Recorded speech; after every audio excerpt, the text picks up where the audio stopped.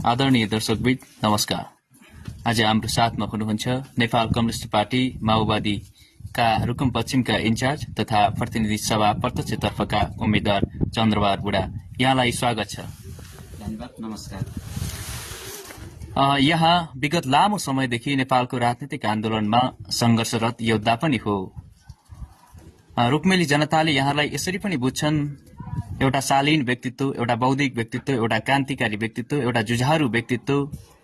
यहाँ एकाडेमिक सेक्टरमा पनि पोलिटिकल साइन्सबाट मास्टर गरिसक्नु भएको छ क्यारे, र प्लस सिभिल सर्भ ओभरसेट पनि यहाँ सिभिल इन्जिनियरिङ पनि सकाइसक्नु भएको छ। यहाँ भ्रष्टाचार विरुद्धको आन्दोलनमा अग्रपंक्तिमा देखिनुहुन्छ। त्यो चाहे यो देशको नामुद भ्रष्टाचारी लोकमान सिंह कार्कीलाई सर्वोच्च अदालतको परिसरभित्रै गएर कालो मोसो दल्ने साहस पनि यहाँहरूले प्रदर्शन गर्नुभयो।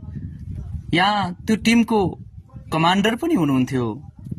त्यसो भए हुनाले आज तपाईँ रुक्मेली जनतालाई भ्रष्टाचारबाट मुक्त गराउनको निम्ति, रुक्मेली जनतालाई एउटा स्वच्छ नेतृत्व प्रदान गर्नको निम्ति चुनावी प्रतिस्पर्धामा उत्रिनु भएको छ। रुकुमको चुनावी प्रतिस्पर्धा हेर्दाखेरि कस्तो लाग्छ भने हामीलाई मुख्य प्रतिस्पर्धी पर्लोपा र नेपाली कम्युनिस्ट पार्टी लगायत यहाँहरू पनि प्रतिस्पर्धामा हुनुहुन्छ। के साँच्चीकै लाग्छ रुकुममा लामो समयदेखि आफ्नो विरासत कायम गरिरहेका जनार्दन शर्मालाई हराउन सकिन्छ भनेर यहाँलाई लाग्छ? धन्यवाद। यहाँको प्रश्नमा केन्द्रित रहेर म आफ्नो जवाब दिन चाहन्छु। व्यक्ति विजय बन्ने भन्दा पनि रुक्मेली जनताहरूले चाहिँ यसरी बुझ्नुपर्छ होला भन्ने मलाई लाग्छ। यति बेला देश सर्वाधिक एकदम सङ्कटमा चाहिँ छ र मुलुकले यो संसदीय व्यवस्थाबाट मुलुक अगाडि बढ्दैन। नेपाली जनताको जीविका चाहिँ बदलिँदैन। नेपालको राजनीतिक, आर्थिक, सामाजिक, सांस्कृतिक क्षेत्रमा चाहिँ आमूल प्रकारको परिवर्तन हुँदैन। त्यसमा झन् ठुल्ठुला सङ्कटहरू आउँछन् र नेपाली जनताले एउटा भयानक एउटा कहानी लाग्दो एउटा जीवन भोग्नुपर्ने चाहिँ छ। त्यसकारणले गर्दाखेरि चाहिँ संसदीय व्यवस्थाबाट नेपाली विशेषताको समाजवाद, वैज्ञानिक समाजवादतिर हामीले लैजानुपर्छ भनेर हाम्रो पार्टी नेपाल कम्युनिस्ट पार्टी माओवादी निरन्तर सङ्घर्ष गर्दै आइराखेको चाहिँ छ।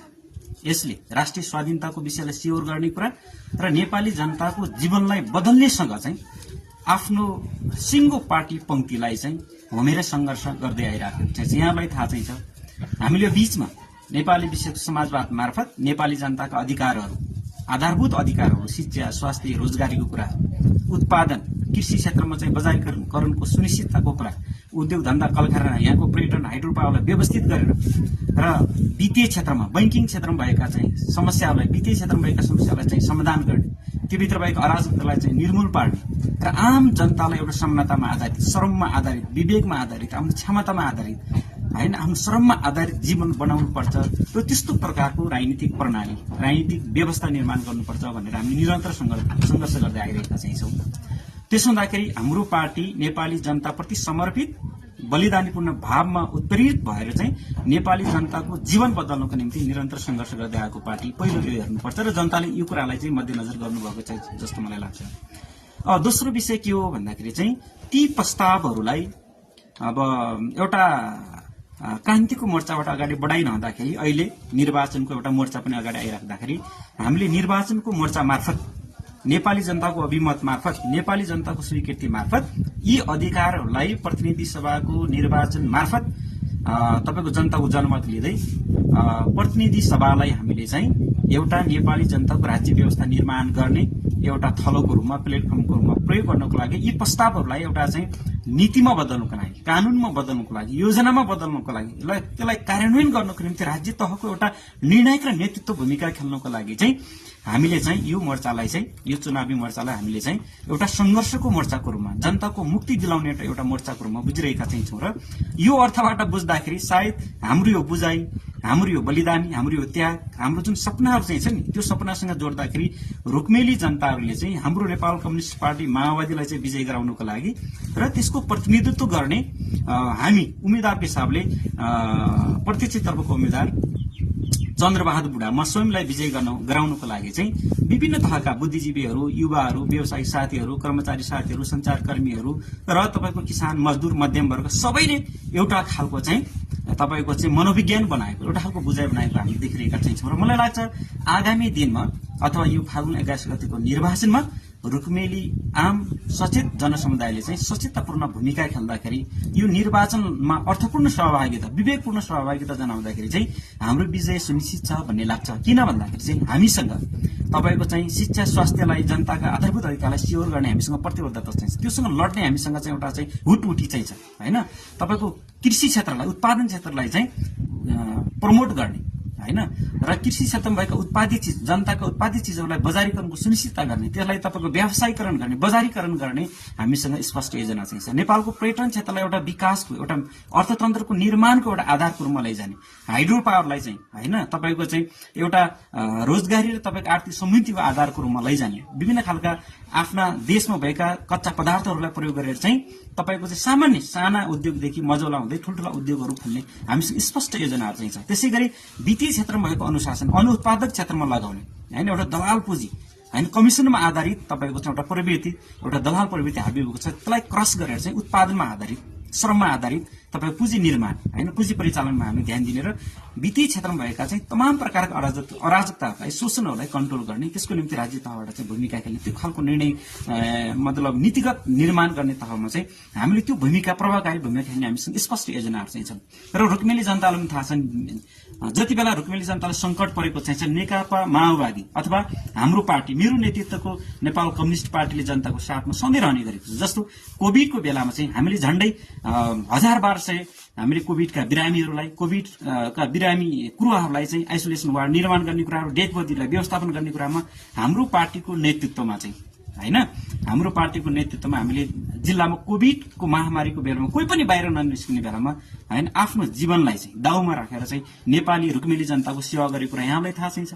भूकम्पको बेलामा पनि यत्रो महामारी आउने बेलामा हामी स्कुल निर्माण, टिएसएलसी भवनहरू निर्माण गर्ने कुराहरू, जनताको अस्थायी आवास निर्माण गर्ने कुराहरू, नीतिगत निर्णय गर्ने कुराहरूमा होस् होइन, अब तपाईँको चाहिँ राहत उद्धार कार्यक्रममा खटिने कुराहरू, तमाम क्षेत्रमा चाहिँ हामीले जनताको पक्षमा आफ्नो सम्पूर्ण इफोर्टहरू लगाएर हामीले चाहिँ जनताको सेवा गरेका चाहिँ छौँ। त्यति मात्रै होइन, यहाँहरूलाई थाहा चाहिँ छ रुकुमका विभिन्न क्षेत्रमा भएका भ्रष्टाचारहरू, करप्सनहरू, तपाईँको विकास निर्माण, अल्पत्र परेका विकास निर्माणमा चाहिँ भएका चाहिँ ढिलासुस्तीहरूलाई पनि जतिसक्दो छिटो छरितो गराउनको लागि सम्बन्धित निकायलाई चाहिँ तपाईँको चाहिँ जनताको योजनाहरूलाई चाहिँ होइन छिटो समयमै छरितो ढङ्गले निर्माण गर्नको लागि, कार्य सम्पादन गर्नको लागि आफ्नो ठाउँबाट चाहिँ खबरदारी गर्ने गरेका चाहिँ छौँ। त्यति मात्रै होइन, देशका ठुल्ठुला चाहिँ विपदहरू, राष्ट्रघात हुँदाखेरि, जनघातहरू हुँदाखेरि चाहिँ होइन जनताको पक्षमा, देशको पक्षमा आफ्नो बलिदान गरेका छौँ, रगत पसिना बगेका चाहिँ छौँ होइन, निस्वार्थ तरिकाले हामीले लगाइरहेका चाहिँ छौँ। यो सम्पूर्ण क्षेत्रबाट हेर्दाखेरि चाहिँ रुक्मेली जनताहरूले चाहिँ हामीलाई चाहिँ पक्कै पनि यसपालिको निर्वाचनमा सही विवेक प्रयोग गरेर चाहिँ आफ्नो सही असल प्रतिनिधि छान्ने कुरामा चुक्ने छैनन्, आफ्नो विवेक प्रयोग गर्नेछन् भन्ने कुरामा हामी विश्वस्त चाहिँ छौँ। त्यस कारणले गर्दाखेरि यो विजयको कुरालाई चाहिँ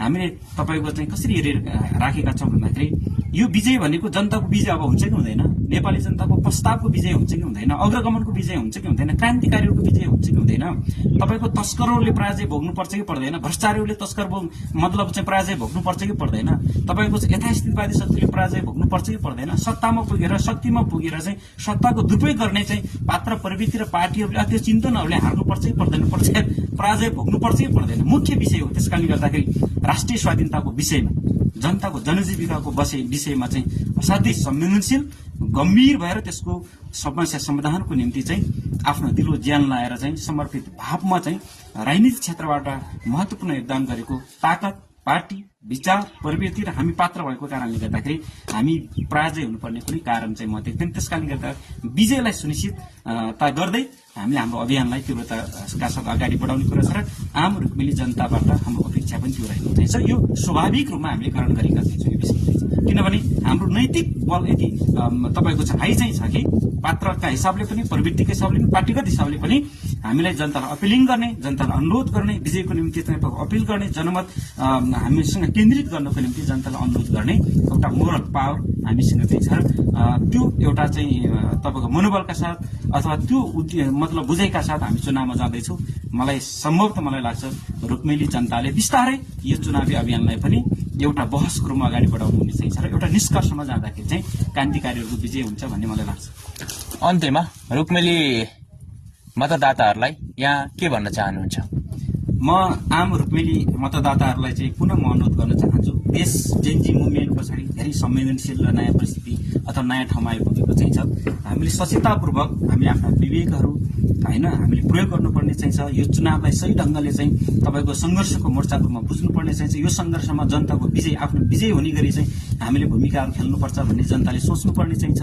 यति बेला विचारको कुरा, नयाँ प्रस्तावको कुरा, प्रवृत्तिको कुरा होइन, नयाँ पात्रको कुरा होइन, असल प्रतिनिधिको कुरा, यी धेरै कुरालाई चाहिँ ध्यानमा राखेर चाहिँ एकदम पार्टीको कुरा होइन। यहाँ चाहिँ तपाईँले हेर्नु होला विभिन्न खालका तपाईँका चाहिँ कोसिसहरू बोकिरहेका चाहिँ छन् होइन।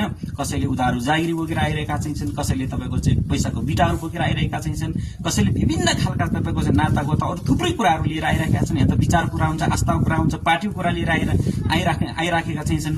त्यो सबै कुराबाट अलिकति चाहिँ सबै कुरालाई चाहिँ ठिक ढङ्गले चाहिँ ग्रहण गर्दै बुझ्दै होइन, एनालाइसिस गर्दै यति बेला पार्टीको कुरा मात्रै होइन, यति बेला चाहिँ होइन विचारको कुरा मात्रै, आस्थाको कुरा मात्रै होइन, यति बेला होइन क्षणिक स्वार्थको कुरा होइन, देश रहने कि नरहने होइन, कस्तो पात्र प्रवृत्तिलाई हामीले अहिले अगाडि बढाउँदाखेरि देशको स्वाधीनताको र जनजीविकाको विषय स्योर हुन्छ होइन, भनेको ठाउँमा मुलुकलाई लैजानको निम्ति चाहिँ सहयोग हुन्छ भन्ने कुरा चाहिँ मुख्य ध्यान दिनुपर्ने चाहिँ छ। र यहाँहरूले सबै पाटा पक्षबाट चाहिँ केलाएर चाहिँ यति बेलाको तपाईँको चाहिँ प्रतिनिधि सभामा थुप्रै प्रकारका चाहिँ प्रवृत्तिहरूको केन्द्रीकरण हुँदै चाहिँ छ।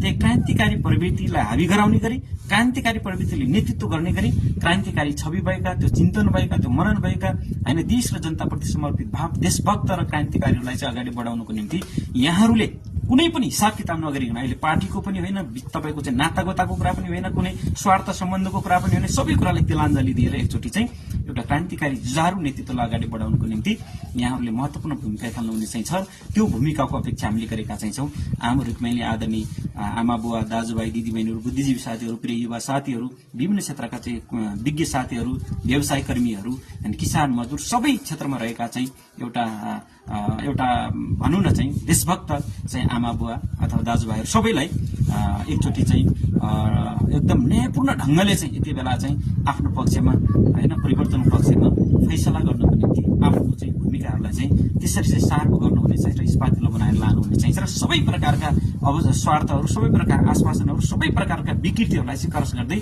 यसपालि चाहिँ रुक्मेली जनताले आफ्नो विजय गराउने गरी सोच्नुपर्छ भन्ने मलाई लागेको चाहिँ छ। यही अपिल म गर्न चाहन्छु। हस्, धन्यवाद। हस्, धन्यवाद।